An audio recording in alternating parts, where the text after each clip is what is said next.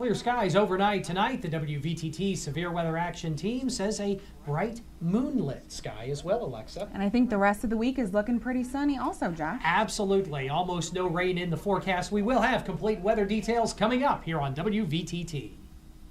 WVTT's World News Roundup. Iran is preparing to host a summit for developing nations. And as Riza Seya in Tehran reports, the preparations include a gruesome display. Freshly planted flowers, manicured lawns, shiny new flags, and welcome banners. The Iranian government has spent a lot of money to look its best for the Non-Aligned Movement Summit. But this display here is clearly designed to be ugly and unpleasant. At the entrance of the meeting hall, the wreckage of 3 cars, each a target of bomb attacks that killed Iranian nuclear scientists Ahmadi Roshan, Majid Shahryari, and Masoud Ali Mohammadi. And each hit attackers on motorcycles attached a bomb to the car and raced away. The assassinations left little doubt Iran's nuclear program was under a covert attack. The graphic display underscores one of Iran's main goals for this summit, to reshape the public narrative in its favor.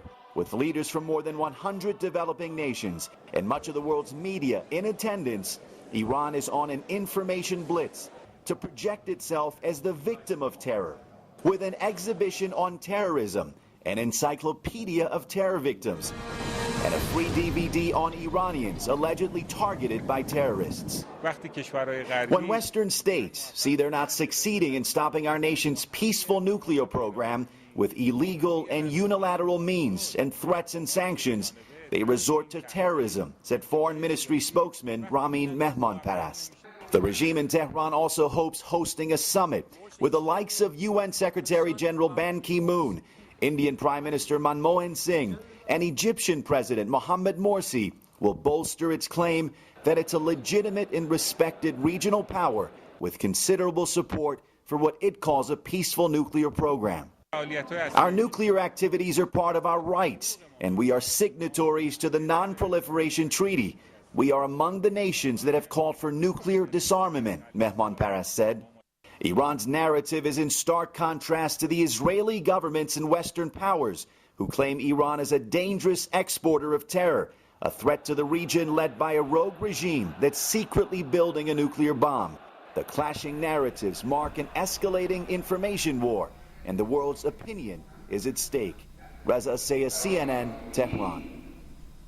The Gulf Coast is bracing for a direct hit from Isaac. George Howell joins us live from Gulfport, Mississippi with the latest on the approaching storm.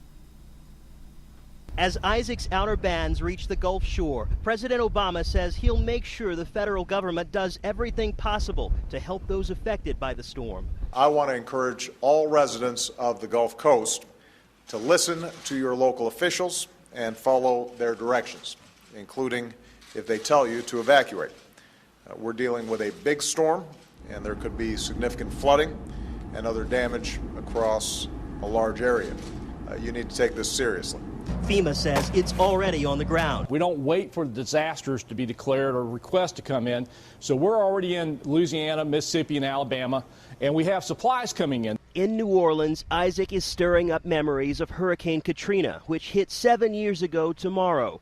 But Mayor Mitch Landrieu says after $10 billion in improvements to the levee system, the city is prepared to weather the storm. People have done a good job of boarding up and being prepared. That's the most important thing. You have people down here that are battle tested, but the most important thing of these storms is for people to use common sense and to be safe. The National Weather Service says Isaac is moving slowly and could bring as much as 14 inches of rain.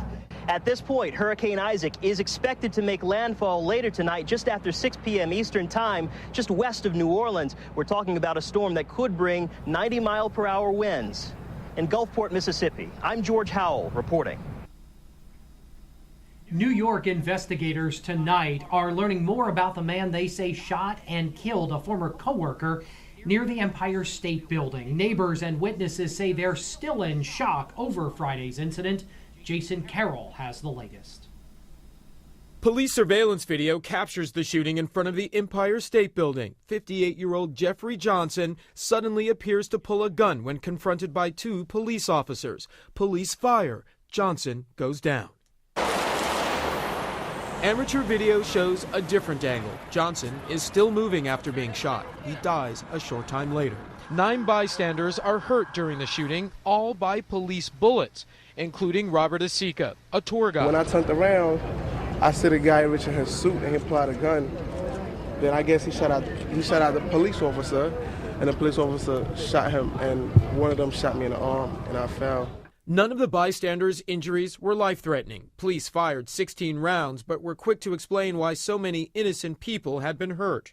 There were flower pots and other objects around, so when the officers did fire, their bullets fragmented, and in essence, that's what caused the wounds of the bystanders. Police say the shooting happened moments after Johnson shot and killed a former co-worker, 41-year-old Stephen Ercolino. Johnson was a women's accessories designer at Hazan Imports. He was laid off a year ago, but had a long-standing grudge against Ercolino over sales of his designs. Witnesses say Johnson used his .45 caliber pistol to shoot Ercolino in the head, then kept firing at him. We had pop, so we think it's like, construction site, so we think of some metal or wood fell. It was really loud. Then we heard more, like 4 more shots, pop. We're like, okay, that's gunshots. So we all kind of scoot over, and we looked, and we see a guy in a gray suit just walking away. Johnson's neighbors say he lived alone at this apartment building on New York's Upper East Side with his cats. One had recently died. I'm in shock. I can't believe it. He was the nicest guy. I think he snapped or something. I don't know. Taking a look at sports, if you live in the Twin Tiers, you're quite possibly either a Pirates or a Yankees fan, but regardless of which team you're rooting for in Major League Baseball, playoff hopes are fading fast. WVTT's Derek Smith has sports next, here as the 6 o'clock report continues on News Channel 25 WVTT.